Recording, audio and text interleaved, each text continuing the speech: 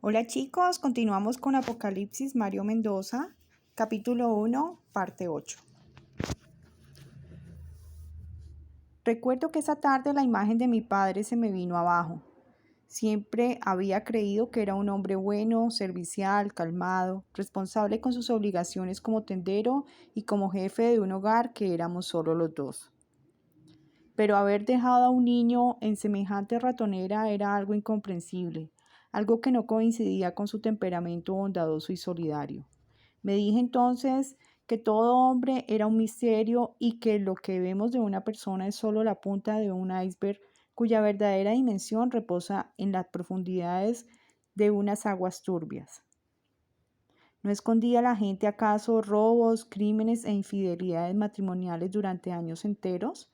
¿No tenía todo individuo un rostro oculto que lo atormentaba a lo largo de la vida, unos gustos, unas ideas o unos afectos que no podía expresar por miedo a ser sojuzgado por sus conocidos?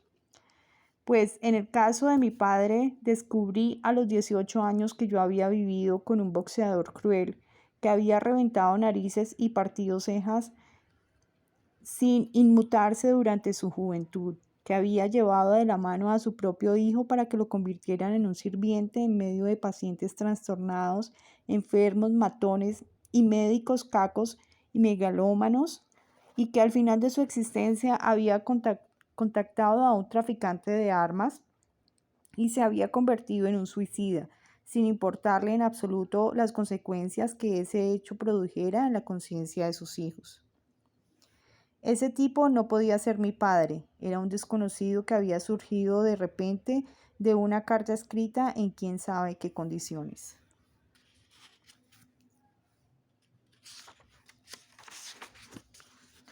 A las 10 de la noche nos encontramos con Antonio y con Fernando, que ya habían hecho las paces. Cogimos por segunda vez en el mismo día un bus a la avenida Caracas y nos bajamos en el punto exacto donde comenzaba el camino que conducía a la fundación. La noche estaba cerrada y una suave brisa mecía los árboles que estaban a nuestro lado. Parecía como si no estuviéramos en una gran ciudad, sino en una finca alejada de la civilización, en campo abierto, como si fuéramos unos exploradores perdidos en un territorio agreste, donde deben medir muy bien cada paso que dan. Los tres llevábamos las manos metidas en la chaqueta para contrarrestar el frío que bajaba de las montañas. Al cabo de una caminata de 3 o 4 minutos, divisamos las luces de la edificación. Solo estaban encendidas las de la entrada, 2 bombillos moribundos y una luz que provenía de un sótano y que iluminaba una ventana que estaba a la altura de los pies, una especie de claraboya que daba a un estrecho marco de cemento que rodeaba la casa.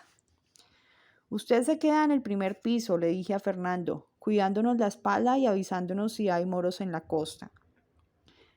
Vigile bien porque si este cabrón nos llega a descubrir, la cosa se va a poner fea. ¿Y cómo les aviso? Sirve cualquier vaina, lo que se le ocurra, y nosotros ya sabemos que hay peligro. Antonio y yo vamos a subir al segundo piso, donde deben estar los dormitorios, y buscamos saber en qué cuarto tienen a Bernardo. Bajamos con él y nos largamos de aquí cuanto antes. Tengan cuidado porque este lugar es una mierda, dijo Fernando con la voz pausada. Se notaba que la atmósfera insana de la vieja casona lo asustaba. ¿Cómo vamos a entrar?, preguntó Antonio. Las ventanas de la cocina permanecen abiertas, contesté enseguida. Me di cuenta de que los postigos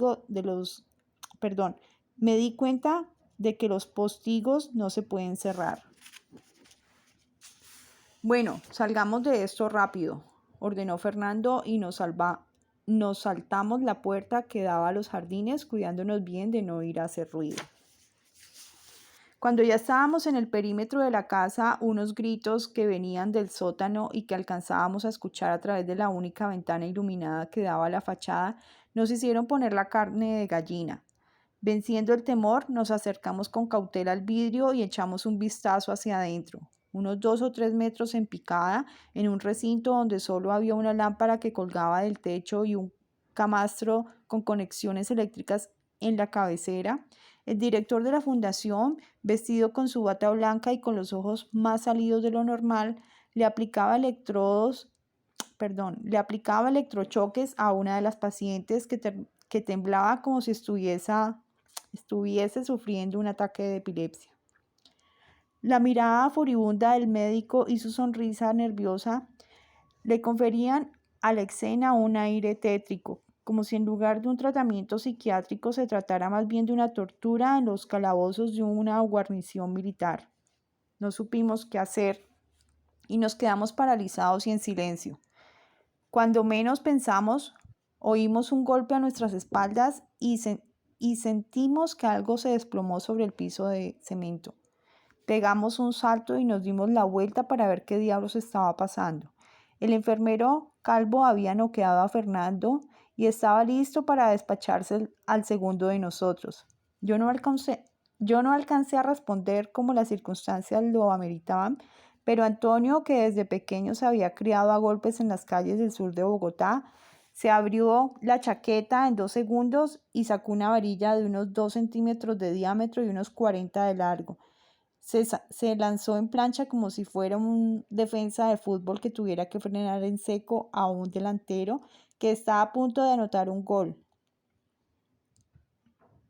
Derrumbó al enfermero y lo empezó a machacar con la varilla en las espinillas y después en los muslos y en la cadera. Yo desperté de mi letargo y entonces me eché encima del gorila y lo cogí a puñetazos. Al fin el tipo perdió el conocimiento. Quedamos jadeantes, sudorosos, todavía con miedo. Menos mal trajo eso, hermano, le dije a Antonio, señalando la varilla. Miremos cómo está Fercho, propuso él acercándose a nuestro amigo. Logramos que recuperara el sentido y lo ayudamos a ponerse de pie. El enfermero lo había golpeado en la nuca, pero no era nada grave. Quedó atolondrado, con mareo, pero poco a poco recuperó la agilidad mental y preguntó: ¿habrá más gente encargada de vigilar esto? No, no creo, dije yo. En el día deben ser las señoras de la cocina y alguna enfermera más. Y en la noche solo este cabrón. Saquemos a Bernardo ya y vámonos de aquí, afirmó Toño, mientras agarraba al enfermero de las muñecas y lo arrastraba hacia la entrada. La puerta estaba abierta, así que lo dejamos en la parte de adentro sobre un tapete rojo y nos dispusimos a subir a buscar el cuarto de Bernardo. Un segundo, dijo Fernando, y se sacó los cordones de sus botas con rapidez. En 2 minutos amarró al enfermero de pies y manos con nudos bien apretados. Listo, ahora sí subamos. La casa estaba en silencio, solo se oía el rumor del viento contra los árboles cercanos. Una luz muy tenue, proveniente de los dos bombillos exteriores, se filtraba por las ventanas del segundo piso. Caminábamos con cuidado, sin hacer ruido y temerosos de encontrarnos a otro matón dispuesto a darnos una paliza. Toño llevaba la varilla en la mano. Cruzamos un dormitorio donde había unos 10 camarotes metálicos. En ninguno de ellos estaba Bernardo. Luego, revisamos una segunda habitación con 7 camarotes y tampoco tuvimos suerte. Algunos de los enfermeros se despertaron y empezaron a preguntarnos qué hacíamos allí, quiénes éramos, si habíamos venido de otro planeta, si estábamos muertos y acabábamos de resucitar y disparates por el estilo. Finalmente, en la tercera sala encontramos a Bernardo. Se alegró de verme. Te dije que vendría por ti, le dije abrazándolo con fuerza. Ahora vístete rápido porque tenemos que irnos de aquí. Se puso un blue jean, una camiseta descolorida y unos tenis. Cuando estábamos de regreso en busca de las escaleras, otros enfermeros se agitaron y dijeron que ellos también querían irse. Perdón, otros enfermos, no otros enfermeros. Repito, se puso un blue jean, una camiseta descolorida y unos tenis. Cuando estábamos de regreso en busca de las escaleras, otros enfermos se agitaron y dijeron que ellos también querían irse. No les pusimos atención y nos apresuramos a bajar al primer piso, pero ya el escándalo iba creciendo en contra de nuestra voluntad. Unos pacientes habían despertado a los otros y gritaban y decían que querían volver a su casa. Cuando descubrieron al enfermero amarrado y acostado sobre el tapete de la entrada, se pusieron furiosos, lo insultaron, lo escupieron y lo patearon con desprecio. Intentamos intervenir, pero no nos oían. Bajaban y subían por las escaleras dando aullidos, rompiendo los ventanales y tirando al suelo las mesas y los asientos que encontraban a su paso. Vámonos de aquí, dije agarrando a Bernardo de la mano. Esto se va a poner feo.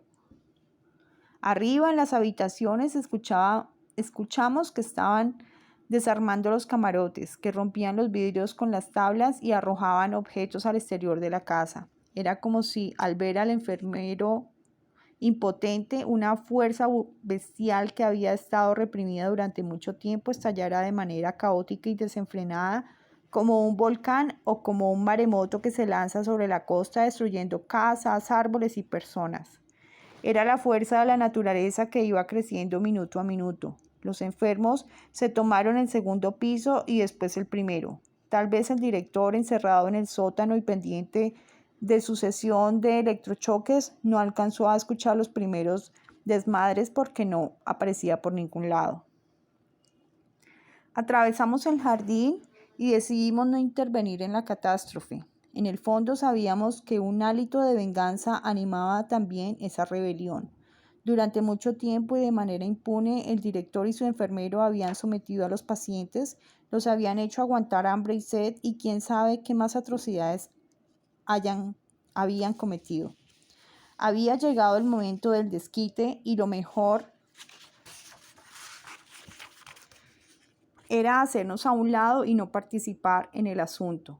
Luego, confirmándonos nuestra intuición, Bernardo nos contaría que ambos hombres violaban a las enfermas jóvenes que más les gustaban, golpeaban a aquellos que se ponían intransigentes con palos y fuetes de equitación y que si las cosas se salían de control, entonces acudían a la sala de electrochoques, que era el terror de los internos. Cuando saltamos la puerta metálica que daba al camino, vimos que estelas de fuego salían ya por las ventanas de la cocina. Todos los vidrios estaban rotos y objetos de diversa índole seguían siendo arrojados por las ventanas. Gritos y consignas que no entendíamos sobresalían en medio de la confusión y llegaban hasta nosotros mezclados con los ruidos de las mesas estrellándose contra el cemento, del fuego que iba tomándose ya una buena parte de la casa y del viento que arremetía contra las hojas de los árboles. Andando, le dije a Bernardo y lo cogí de la mano. Le dimos la espalda a esa revolución que habíamos iniciado sin querer y empezamos a trotar hacia la avenida.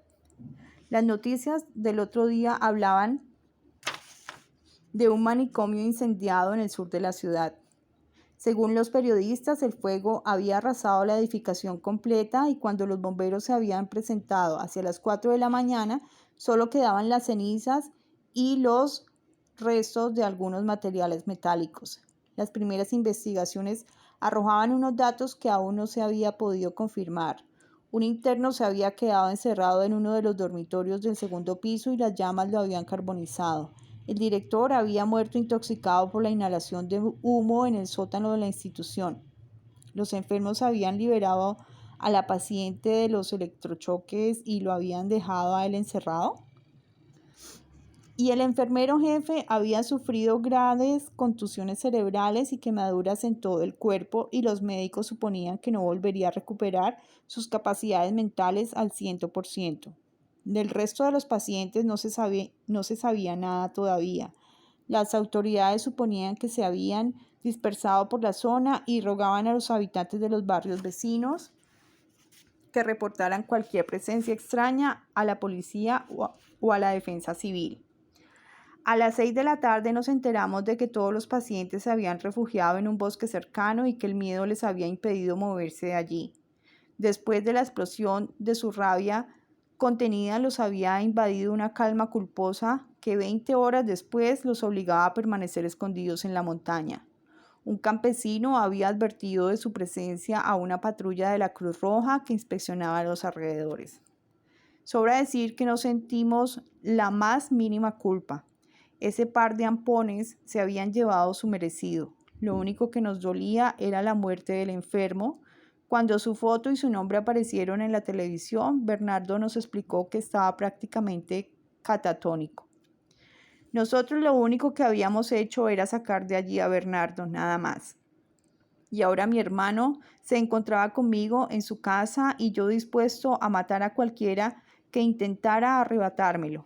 Y no era fanfarronería, era una certeza que me cruzaba el alma.